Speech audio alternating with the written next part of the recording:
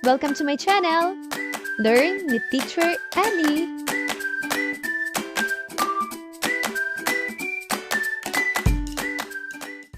Grade 3, Filipino, Quarter 2, Week 1, Day 1. Ating talakayin ang elemento ng kwentong pambata o pagkasunod-sunod ng mga pangyayari. Ngayon ay ipapakita ko ang 5 larawan ng mga bagay na madalas nating nakikita o ginagamit araw-araw. Sa bawat larawan, sabihin ang unang salitang naiisip ninyo kapag nakita ninyo ito. Isulat ang salitang ito sa inyong papel. Gumawa ng isang pangungusap gamit ang salitang ito at basahin ng malakas ang inyong ginawa kapag tinawag ko kayo.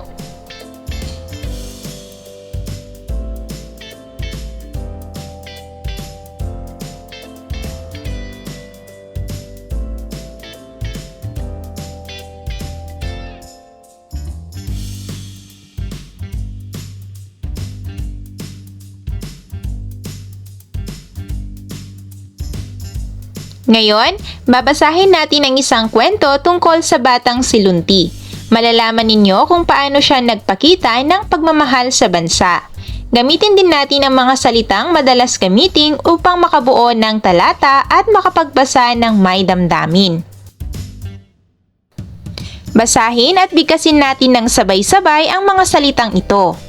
Ako, bayan, pamilya, masaya, guro, bahay.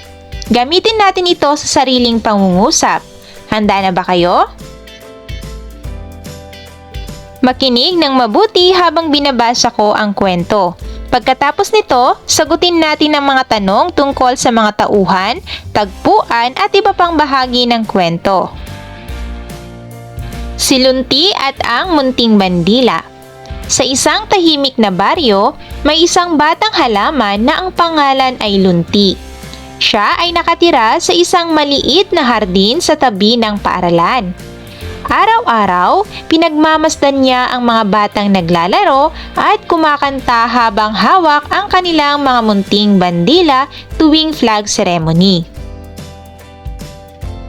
Isang araw, nagtanong si Lunti sa hangin. Hangin, bakit kaya mahalaga ang munting bandila na winawagayway ng mga bata? Sumagot ang hangin, Lunti, ang bandila ay sagisag ng kanilang bayan. Kapag ito'y iwinawagayway, ipinapakita nila ang pagmamahal at paggalang sa kanilang bansa. Naisip ni Lunti, gusto ko rin makatulong at magpakita ng pagmamahal sa aking bayan. Kaya araw-araw, mas lalo niyang pinipilit na tumibay, lumago at maging luntian upang maging mas kaakit-akit ang hardin sa harap ng paaralan. Dumating ang araw ng kalayaan, nakita ni Lunti ang mga batang masaya, hawak-hawak ang kanilang munting bandila. Napansin siya ng guro at sinabing, ang halaman na ito ay tila nakikibahagi sa ating selebrasyon. Ang ganda niya, parang nagsasabi ng pag-asa at buhay. Mula noon, tuwing may flag ceremony, pakiramdam ni Lunti ay isa rin siyang munting bandila, matatag, makulay at puno ng pagmamahal sa bayan. Ngayon mga bata, sagutin ang mga tanong tungkol sa binasang kwento. Narito ang isang gawain. Basahin ng mabuti ang mga pangungusap sa ibaba. Ang mga ito ay mga pangyayari mula sa kwentong Si Lunti at ang Munting Bandila. Isaayos ninyo ang mga ito ayon sa tamang pagkakasunod ng mga pangyayari sa kwento. Isulat ang bilang 1 hanggang 5, sapat lang bago ang bawat pangungusap. Pagkatapos, ipaliwanag kung bakit ganito ang pagkakasunod ng inyong sagot.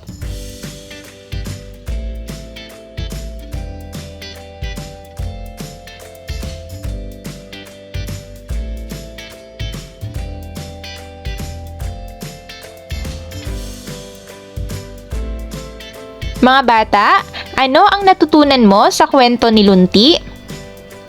Paano mo maipapakita ang pagmamahal sa bayan? Sagutin ang mga tanong sa ibaba.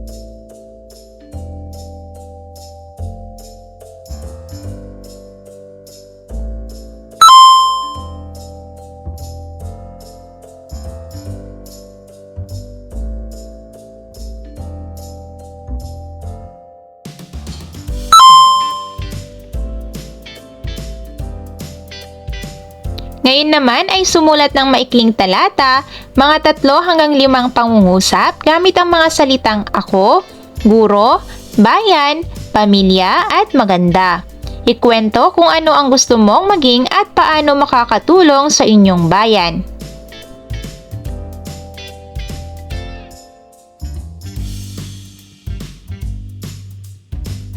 Day 2. Mga salitang dinaglat o magagalang na pananalita at pagbati.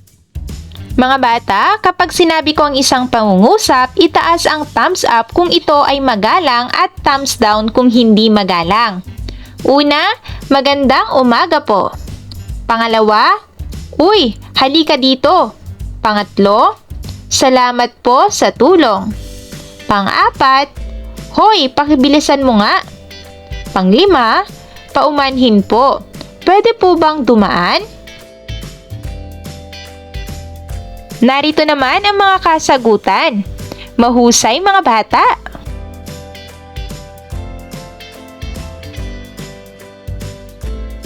Ngayong araw, matututuhan natin ang mga salitang dinaglat, tamang pagbati at magagalang na pananalita na magagamit natin sa paaralan at sa araw-araw. Narito naman ang isang pangkatang gawain. Sa harap ng pisara ay makikita ninyo ang 6 na salita. Pipili ang bawat grupo ng 2 salita mula sa listahan. Kailangan ninyong, una, ibigay ang kahulugan ng bawat salita. Pangalawa, bumuo ng isang pangungusap para sa bawat salita na nagpapakita ng tamang paggamit. Bawat grupo ay may 2 hanggang 3 minuto para pag-usapan ang kanilang sagot. Kapag tapos na ang oras, isa sa bawat grupo ang lalapit sa pisara o magsasalita para ibigay ang kahulugan at pangungusap. Bigyan ng 1 puntos ang tamang kahulugan at 1 puntos ang tamang pangungusap para sa bawat salita. Ngayon naman ay magbabasa ako ng kwento. Ito ay ang liham ni Binibining Maria. Makinig sa kwento, pagkatapos ay sagutin ang mga tanong tungkol sa mga tauhan at tamang pagbati. Si Binibining Maria ay bagong guro sa paaralan. Pagpasok niya sa klase, bumati ang mga bata. Magandang umaga po, Ma'am Maria. Nakita niya ang isang liham na nakasulat, para kay Ginoong Santos. Ipinaliwanag ni Binibining Maria ang kahulugan ng dinaglat na G. Natutuwa siya dahil magalang at masigla ang mga bata. Sa pares, bumuo ng 2 linyang usapan gamit ang magagalang na pagbati. Halimbawa ay magandang umaga po ma'am, o kaya magandang umaga rin sa inyo Pedro. I-eksena sa harap ng klase.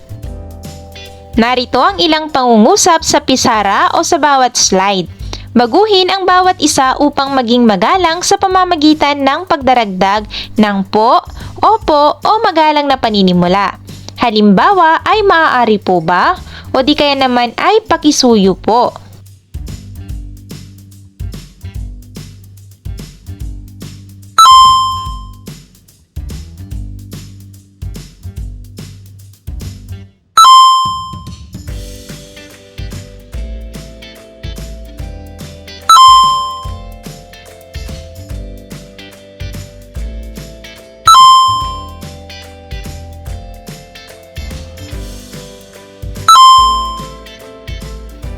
Sagutin ang tanong sa kwaderno. Bakit mahalaga ang paggamit ng magagalang na pananalita? Isulat ang 2 dahilan. Basahin muli ang kwento, ang liham ni Binibining Maria, at sagutin ang mga tanong. Ang liham ni Binibining Maria. Si Binibining Maria ay bagong guro sa paaralan. Pagpasok niya sa klase, bumati ang mga bata. Magandang umaga po, Ma'am Maria. Nakita niya ang isang liham na nakasulat para kay Ginoong Santos. Ipinaliwanag ni Binibining Maria ang kahulugan ng dinaglat na G. Natutuwa siya dahil magalang at masigla ang mga bata.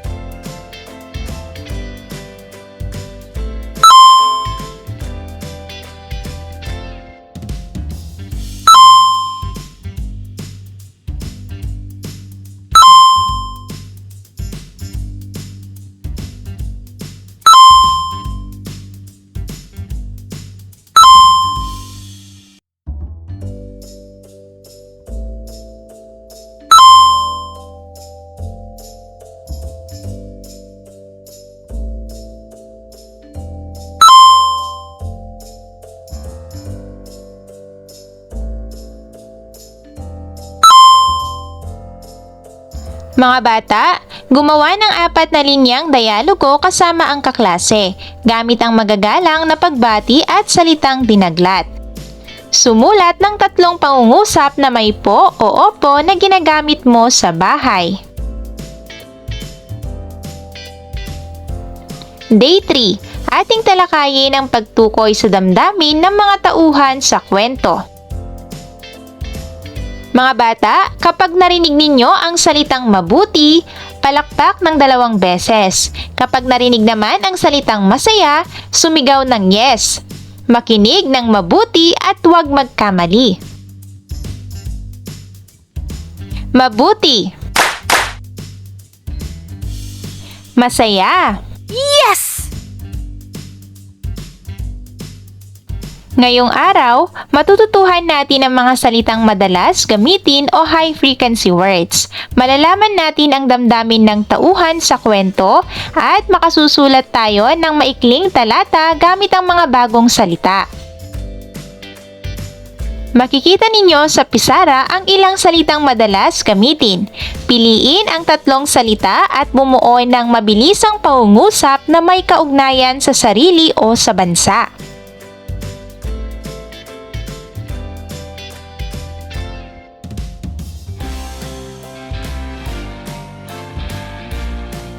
Ang mga salita na madalas gamitin ay ako.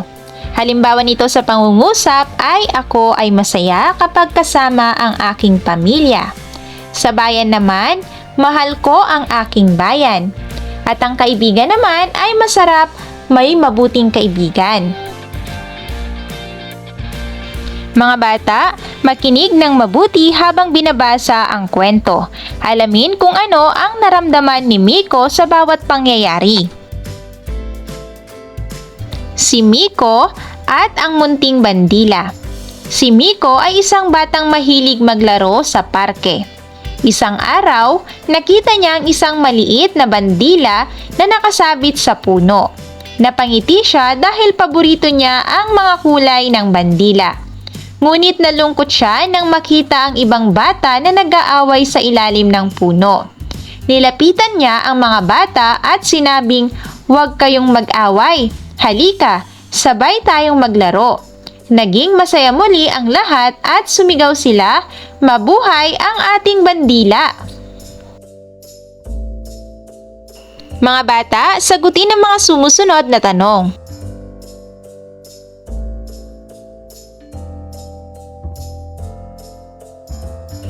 Ngayon naman ay gawin nating magalang ang pangungusap sa ibaba.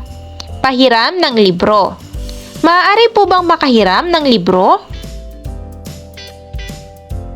Gamit ang mga salitang masaya, maglaro, bandila, bata, mabuhay, bumuo ng 3 pangungusap na naglalarawan sa kwento.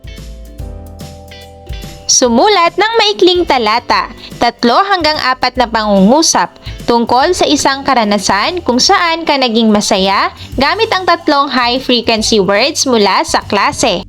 Ating basahing muli ang kwento, si Miko at ang munting bandila, at sagutin ang mga tanong. Si Miko at ang munting bandila. Si Miko ay isang batang mahilig maglaro sa parke. Isang araw, nakita niya ang isang maliit na bandila na nakasabit sa puno. Napangiti siya dahil paborito niya ang mga kulay ng bandila. Ngunit nalungkot siya nang makita ang ibang bata na nag-aaway sa ilalim ng puno. Nilapitan niya ang mga bata at sinabing, "Huwag kayong mag-away. Halika, sabay tayong maglaro." Naging masaya muli ang lahat at sumigaw sila, "Mabuhay ang ating bandila!"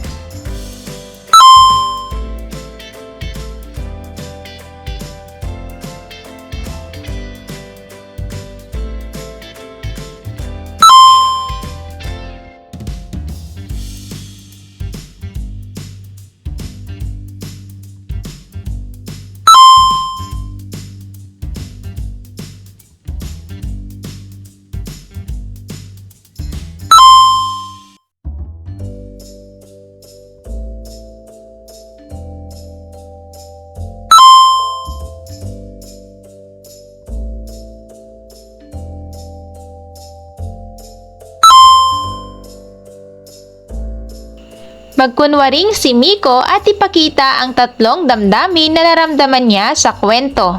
Masaya, nalungkot at natuwa. Day 4. Mga salitang dinaglat o magagalang na pananalita at pagbati. Kung magalang ang pangungusap na aking babanggitin, itaas ang thumbs up. Kung hindi magalang, thumbs down.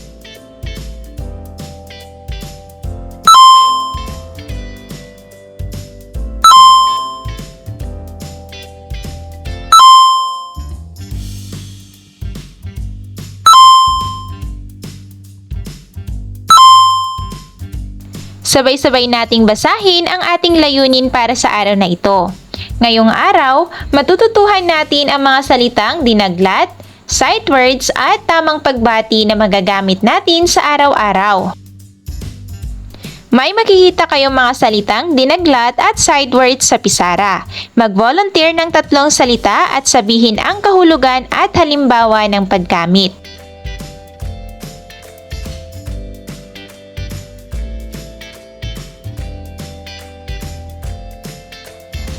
Makinig sa kwento. Alamin kung paano ginamit ang magagalang na pananalita at mga dinaglat. Nagpadala si Ginoong Santos ng liham para sa kanyang estudyante na si Binibining Ana. Nakalagay sa liham, "Magandang araw.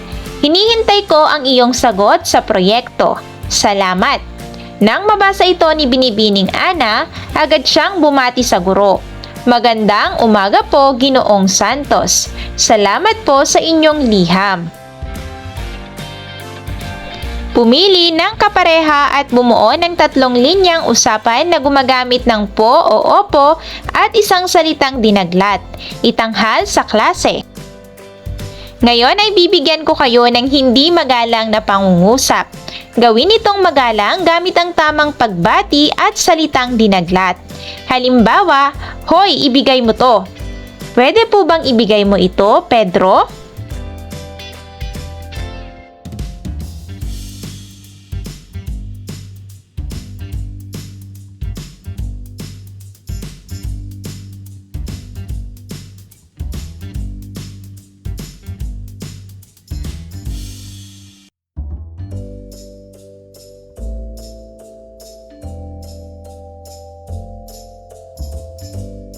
Sumulat ng 3 pangungusap gamit ang po o opo at 2 sight words na napag-aralan.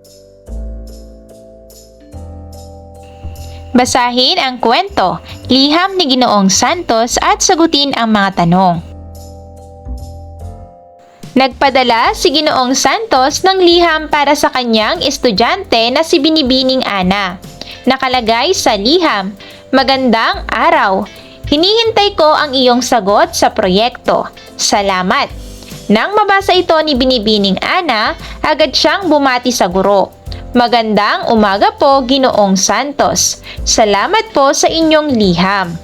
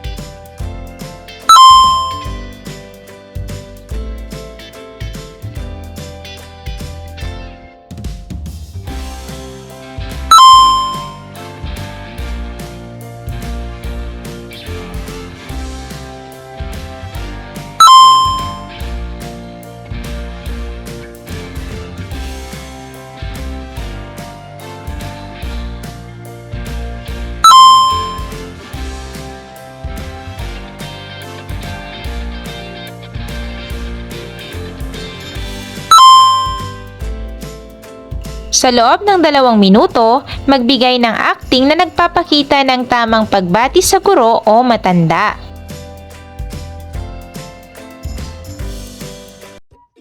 Thank you for watching!